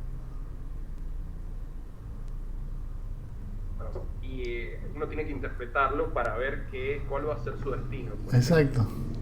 Exacto. Bueno, el ejemplo de I Ching es clarísimo porque es justamente el libro de las adivinaciones por excelencia, ¿no? Pero eso mismo con todo, fíjate, porque lo mismo que cuando vas a que te lean la mano o que te vean el futuro, es lo mismo, porque el lenguaje tiene esa categoría, ¿entendés? No es que la tipa te engaña, porque ni siquiera desde las culturas anteriores, donde había, por ejemplo, un mago de la tribu, el mago nunca te decía, tu suegra se va a morir, te va a atropellar un auto. El mago te hablaba en este sentido, te decía, veo algo oscuro en el porvenir. Claro, ¿eso qué significa? Todo significa eso. Eso significa todo, pero porque es un fenómeno del lenguaje. Entonces, respondiendo a la pregunta, el lenguaje es el que genera el problema, ¿entienden? O sea, no es que haya otro, ni que el I Ching, ni Dios. El problema es el lenguaje, que tiene esa categoría de que ustedes pueden leer en él prácticamente lo que sea. Bueno, por eso si no estuviera el lenguaje también nos pegaríamos terrible en vole. Obviamente no podríamos vivir, por lo menos no en esta categoría humana. Hay una pregunta Recomendable, ya empecé por ese lado, de Philip Dick, El hombre en el castillo, si pueden leerlo. Excelente. Porque es una ucronía. Excelente. Que utiliza el I Ching como una forma de que vaya avanzando el libro. Buenísimo, gracias por la referencia, excelente. Voy a leer una pregunta de Juan que dice: hola Juanma, ¿qué tal? Tengo una consulta con respecto al plus de goce, gozar. ¿Cómo se articula este concepto con la sustancia gozante y yo con el goce? ¡Oh, qué pregunta tan difícil, Juan! Bueno, te la contesto. Dame un segundo que vea por dónde empiezo. Ok. Lo primero que tendría que decirte, Juan, es que plus de goce no es aumento de nada. ¿Sí? Otra cosa típica de Lacan, que es que las palabras que usa nunca significan lo que creemos que significan. Entonces, plus no es aumento. Plus de goce lo que significa es la restitución del goce perdido. O sea, la idea que tiene Lacan es que el objeto A, que en realidad no es nada, sino que es un objeto que representa todos los objetos que en psicoanálisis se han hablado, ¿sí? Lo que hace es como restituir el agujero perdido. Entonces, la clave es el plus de goce. Lacan le llama plus de goce al objeto A, ¿sí? Por lo menos así está muy claro en el seminario 17, 18. Entonces, ¿qué significa plus de goce? Es cuando vos tenés, supongamos que tenés, eso es todo muy esquemático, ¿sí? Pero supongan ustedes que tienen a alguien. Supongan que la operatoria del lenguaje lo que genera es la inconsistencia de ese alguien, ¿no? O sea, que tenga un agujero. Esto funciona tanto para el sujeto como para el otro, ¿no? Porque este es un problema del lenguaje, que es que el lenguaje genera el mismo agujero.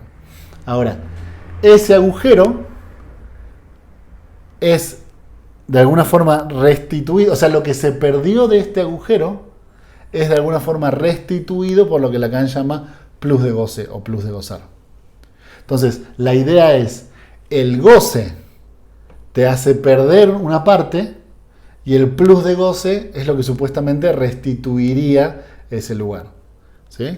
Entonces, lo que hace el neurótico es encontrar supuestos elementos que podrían ahí taponar el agujero. Y a eso Lacan le llama plus de goce. No sé si se entendió o no, era una pregunta muy osada, así que hice lo que pude, Juan. Pero espero que se haya entendido. Bien, ¿alguien más? ¿Alguna duda, pregunta, comentario, sugerencia? De nada, Juan. Sí, Juan Manuel, yo tenía una pregunta. Dale. Bueno, muchas gracias por la exposición, lo primero. Bueno, gracias a vos. Yo tenía una pregunta con respecto a una figura que no recuerdo si era Lacan o quien utilizaba para ejemplificar, ¿no? La pulsión acogida por el significante como esa vasija en la cual la arcilla es el significante y la pulsión es el agujero de dentro. El agujero no puede ser sin la arcilla, sin la vasija, ¿no? Claro. Entonces, yo pensaba en esto, en este ejemplo que a mí me ayuda mucho a visualizar y me gustaría ver si podías articularlo de alguna manera con la exposición que has venido haciendo, ¿no? Con esta viñeta, este elemento tan visualizable del jarrón, ya que hemos hablado de Ghost, ¿no? Pues en ese sentido, ¿cómo lo articulamos un poquito con la exposición que venías haciendo? Bueno, déjame pensar.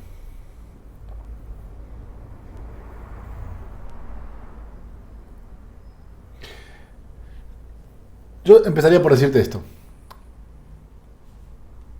La idea de la falta, el agujero, la ansia, es una idea que en psicoanálisis lacaniano se usa mucho, pero generalmente se manosea más de lo que creo que debería manosearse.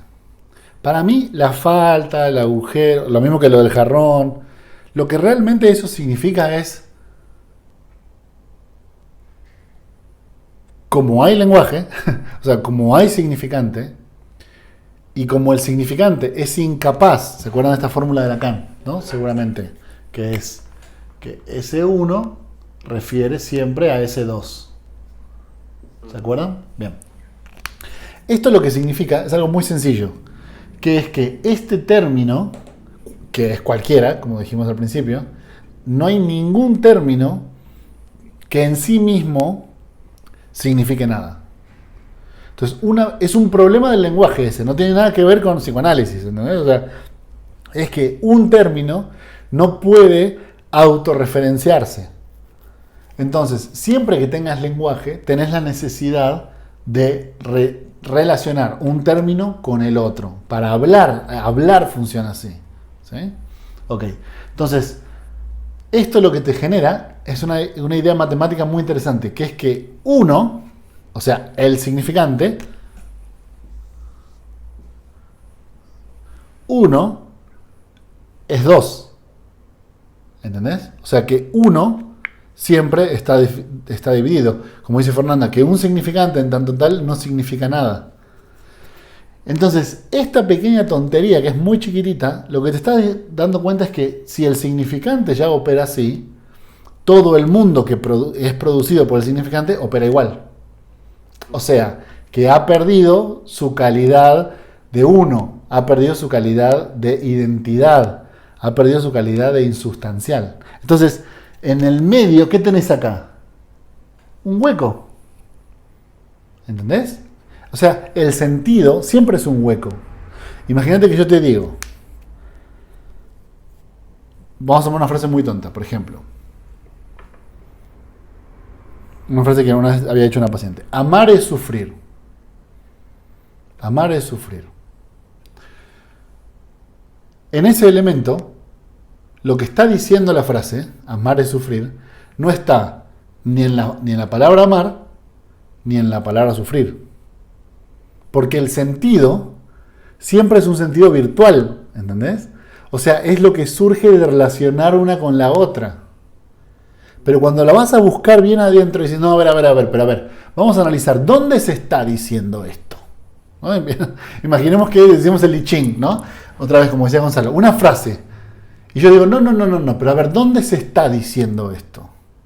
La clave es que si vos amplias el microscopio, no se está diciendo en ningún lado. ¿Entendés? Es un efecto de relación entre un término y el otro. Pero ese efecto de relación no existe. No sé si esto es muy complicado de entender o me estoy dando a entender. Pero la clave es que no es ni un término, ni es el otro término. Es la relación entre los dos términos. O sea que en realidad el sentido... Sí. ¿Vos escuchaste alguna vez la técnica esa que se utiliza mucho en la Gestalt? En donde cuando una persona dice algo, le dicen, los gestálticos le dicen, ¿quién dice? ¿Vos decís o quién dice? No lo he escuchado. Pero en realidad lo que hacen los gestálticos es decirle al paciente, vos decís yo digo tal cosa o yo pienso tal cosa, y no se dice o se piensa o se... Pero es que esa es otra categoría interesante que tiene el lenguaje, que también lo dice Lacan, que es que la verdad se dice. O sea, no hace falta aclarar que es verdad. Por ejemplo, yo les digo, Lacan era psicoanalista. Eso es verdad. Y ustedes me dicen, no hace falta que aclares que es verdad. Con que lo digas, ya está supuesto que es verdad. ¿Entendés? Entonces, ese es otro problema del lenguaje, que es que se afirma todo el tiempo cosas por el hecho de decirlas. Entonces, vuelvo al jarrón, que era lo que me preguntaba Mario. ¿Qué significa el jarrón? Que es que en realidad todos los sentidos se generan alrededor de un agujero. ¿Entienden? O sea, que la no veo la pizarra, Juan Manuel, lo siento, no veo bien el dibujito. A ver, ¿no? Ahí es un S1, mira, es así, te lo describo. S1, flechita, S2. Y en el centro, un agujero. Sí, ahora lo veo. Ah, perfecto. Bien. Lo que esto quiere decir es que todo el sentido se genera alrededor del agujero. Por eso el I Ching habla con frases misteriosas. Porque si dijera algo, no permitiría la posibilidad de decir. Entonces yo te digo, Mario, el destino te tiene algo preparado. Y vos vas a decir, ¡ah! ¿Qué significa eso, Juan? Nada, no significa nada. Y como no significa nada, tiene la posibilidad de significar cualquier cosa. Ahora esto, ustedes dicen, sí, claro, porque le estamos hablando en este sentido. No, es que cualquier término funciona igual. Te amo. ¿Qué carajo significa eso? No significa nada. Entonces cualquiera puede leer ahí cualquier cosa. Y así es como funciona el lenguaje, ¿entendés? Entonces, la relación entre el agujero y la vasija es que el agujero es el agujero del sentido. Y la vasija son todos los términos que le ponemos alrededor. La gracia es que no es que uno arma la vasija y se hace un agujero. La gracia es que en el agujero empezás a construir la vasija. La idea, lo interesante de esta idea neurótica es que después te olvidaste que lo generaste en un agujero. Entonces uno tiene la fantasía de la consistencia del lenguaje. ¿Sí? Y uno dice, no, pero me dijo tal cosa. ¿Y eso qué significa? Y ahora que lo pienso, ¿no es eso el psicoanálisis? ¿No? O sea, es que tal cosa, y ustedes le dicen, bueno, pero ¿y eso qué es? No, ahora que lo pienso, esto que estoy diciendo no significa nada. Exactamente. En este sentido, Juanma, el trabajo analítico iría justamente a operar sobre el significante en relación a... El significante en su efecto de vacío. O sea, en que todo lo que el neurótico cree que es, como decía Gonzalo, es porque se dice. Claro. Entonces, si se dice distinto, es distinto. Esa sería la regla del psicoanálisis lacaniano, ¿no? O sea, yo le dije, bueno, ¿sabe qué? A partir de mañana le voy a cobrar 25 euros más. Pero usted me había dicho 20. Sí, pero ahora te estoy diciendo que 25 más. ¿Entienden? O sea, porque la clave es que, por ejemplo, yo me acuerdo que tenía un profesor lacaniano que una vez nos contaba un ejemplo que una paciente le dice, esta sesión estuvo buenísima, valió por 2. Bueno, entonces cuesta el doble. Y la tipa se quería matar. Pero, ¿qué significa eso? ¿Esto cómo me estás preguntando? Que es que la operatoria con el significante significa que la realidad es fundada por el significante. Lo interesante del neurótico es que hace este movimiento. Dice las cosas, ¿no? O sea, va escribiendo y con el codo va borrando. Entonces, ¿qué es lo que olvida que lo dijo? Entonces, dice soy un inútil y después se olvida que lo dijo. Entonces, es un inútil. ¿Entienden? La clave es que Lacan tiene una idea muy interesante de esta en L'Étourdi, en un texto relativamente final de Lacan, que dice algo así como que se diga queda olvidado tras lo que se dice. Que se diga, o sea, que el hecho que se esté diciendo queda olvidado, queda borrado por lo que se dijo. Entonces yo digo, mi vida es una mierda. Entonces, yo me olvido que lo dije. ¿Y qué es lo que queda? La oración. Mi vida es una mierda. Lo que se olvida es que es un hecho de dicho. ¿Se entiende esta idea? Claro, lo cree, pero en el sentido porque se olvida que lo dijo. Lacan les llama hechos de dicho. Yo digo cosas y olvido que las dije. Entonces, mi papá es una mierda.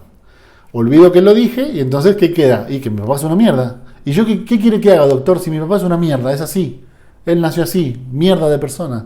¿Qué le vamos a hacer? Ahora, la pregunta que dice Gonzalo está buenísima, porque si usted le dice, es que la vida es así. La vida es una mierda. Y ustedes le preguntan, ¿y eso quién lo dice? Es interesante, porque el paciente se va a quedar pensando y va a decir, y ahora que me lo pregunta, esa frase siempre la decía mi abuelo. A ver, cuénteme sobre eso.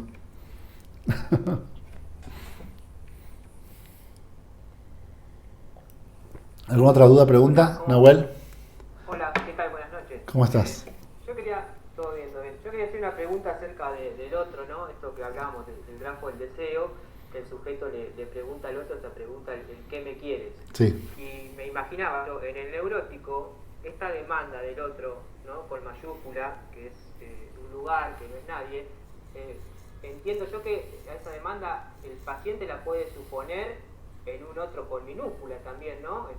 Una demanda que viene por ahí de un familiar, del padre, del hermano, de la hermana, aunque ese otro, en realidad, ese familiar, no demandaba nada, digo, también ese enredo neurótico, digo, el otro con mayúsculas se encarna también el semejante, ¿no? Claro. Exacto, se encarna también el semejante, facilitando el problema, ¿no? ¿Por qué? Porque no todo el mundo le reza a Dios todo el tiempo, sobre todo no últimamente. Hace algunos años se rezaba más, ¿no? Pero últimamente la gente ya no reza tanto a Dios, pero sí habla con los demás. Entonces es súper frecuente que otra vez es un problema del lenguaje, que él la mira a ella y le dice, ¿qué te pasa? Y ella le dice, no me pasa nada. Algo te pasa. Leer, Esta suposición, claro, es que leer significa, lo que le decía Mario, tomar dos términos y ponerlos en relación. Aunque esos términos sea, no me saludó y pasó directo a la cocina. Acá hay algo. ¿Entendés? Y dice, acá hay algo, ya hace que eso hable. ¿Qué es lo que eso habla? El pasaje a la cocina. Entonces vos le podés decir al paciente, ¿y cómo supiste que le pasaba algo? Algo me lo dijo. ¿Qué te lo dijo? Su cara me lo dijo. Su actitud me lo dijo. Porque decir ya significa algo completamente abstracto ahora. Pongo un ejemplo. que alguna vez he escuchado de un autor. Un ejemplo muy interesante. Que un paciente le decía, iban camino a una fiesta y se les pinchaba la goma del auto, la llanta. Y entonces se bajaba y la empezaba a cambiar y en eso empezaba a llover. Y se moja todo el chabón y le dice a su mujer, ¿viste que no teníamos que venir? Eso es hablar, ¿entienden? O sea, la goma habla, la lluvia habla. Porque eso te da el sentido de que no tendríamos que haber venido. Es lo mismo que decíamos del I Ching, pero para el futuro, funciona igual. O sea, para el pasado y para el futuro funciona igual. Ahí entra un significante del otro donde está el sujeto. Claro, pero ese sujeto siempre es virtual, requiere de una lectura. Pero claro, cuando lo vas a buscar, eso es lo que yo le decía a Mario, cuando acercás la lupa y lo vas a buscar, ¿qué te dijo que no había que venir? ¿Que pisaste una piedra y se te pinchó una llanta? ¿Que empezó a caer agua del cielo? ¿Eso te dijo que no había que venir? No, claro, nada dice nada. Y al mismo tiempo todo puede decir todo. Esa creo que es la gran enseñanza de la propuesta de Lacan, que el lenguaje nos mete en ese tipo de problemas. Sí. Es tan fuerte la necesidad o la tendencia a que exista un saber todo que se le atribuye ese saber a la naturaleza, Exacto. a Dios, a Lacan. Exacto. Y y ahí llegamos al problema del fin de análisis. Que un análisis en el sentido lacaniano tendría que apuntar no a la castración del individuo, que eso es muy sencillo, cualquier neurótico sabe que está castrado, a la castración del otro. Porque esa sí que es jodida, ¿entienden? O sea, no hay nadie que lo sepa todo, no hay nadie que ordene el mundo, las cosas no pasan por algo, y eso te muda, y si quieren con esto vamos cerrando, si les parece, eso te hace cambiar de una angustia neurótica, que es estoy obligado a hacer lo que no quiero ser, a una angustia existencial, que es, pero si entonces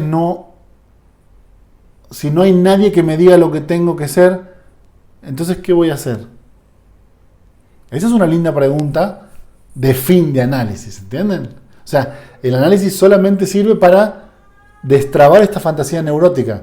Después la pregunta por la existencia, y ahí nosotros tampoco sabemos nada, estamos igual que ellos.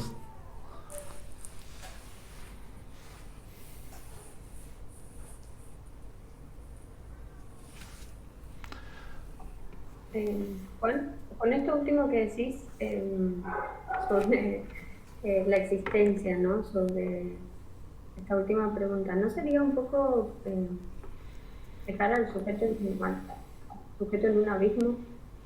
Sí. Sí. No con maldad, no. O sea, no les propongo que lo hagan con maldad. Pero sí, en el abismo de, ¿cómo decirlo? Zizek, de la libertad. claro, en el abismo de la libertad. Zizek tiene un texto donde habla un poco de esto. O sea, vos lo podés acompañar, creo que vos lo podés acompañar hasta el momento de decirle, mire, en realidad usted puede ser lo que quiera. O sea, liberarlo de la fantasía del otro, o sea, liberarlo de la neurosis. Pero después, esa decisión de qué voy a hacer yo con esta libertad, ahí no estamos capacitados para... Ahí no somos guía de nadie, ¿entiendes? O sea, quizás somos guía para salir de la neurosis, pero cuando estás en el borde del abismo, ¿y entonces qué quiero hacer? Y bueno, hasta acá dejamos por hoy.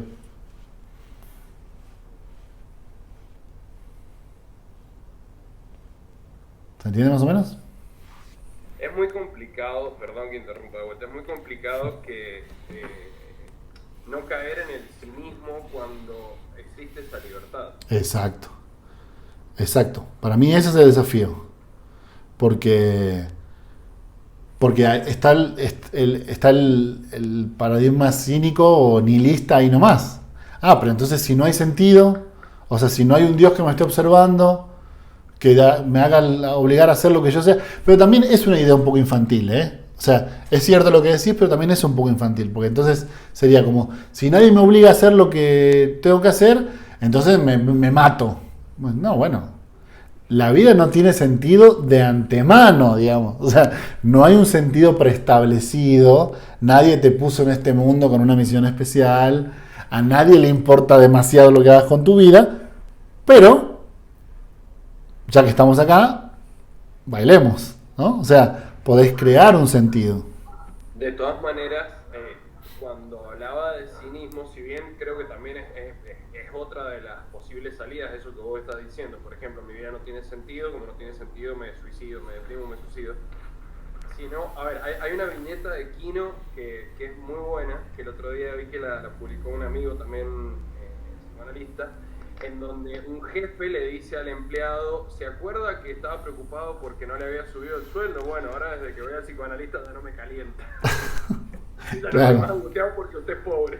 Claro, Es, en ese sentido, el cinismo hacia el otro también, el cinismo hacia la, claro, hacia la importancia hacia algunas importancias de la vida, por ejemplo. exacto. Pero es que, sí, es una buena idea. Solo que el neurótico tiende a darle demasiada importancia a la vida, ¿no?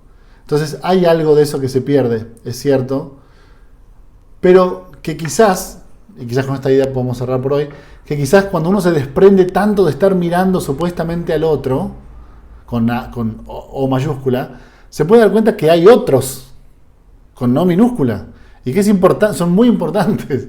O sea, es decir, porque fíjate que el otro en realidad no es nadie, es como que el neurótico mirando a un lugar donde no hay nadie y todo el tiempo preocupado, y justamente en los que se caga por eso es en los demás. Entonces, sacar un poco la vista de aquel otro y ponerla en los otros, quizás pueda hacer que esa vida funcione un poquito mejor. Has cambiado mi vida, Juan Manuel, gracias. Te mando un abrazo, muchas gracias. Bueno, ese final fue un poquito más alentador. Bueno, muy Muy bien. bien. Bueno, Juan Manuel, muchas gracias por esta clase. Sí. La verdad ha sido un placer escucharte. Sí, muchísimas gracias. Muchas gracias a quienes nos acompañaron hoy. Así que bueno, en breve nos veremos con nuestras clases de Casa de Estudio. Bueno, muchísimas gracias a Casa de Estudio, a vos en particular, y muchas gracias a todos por participar, la verdad que me divertí un montón. Les mando un abrazo y que anden muy bien. Igualmente, Nos vemos. gracias.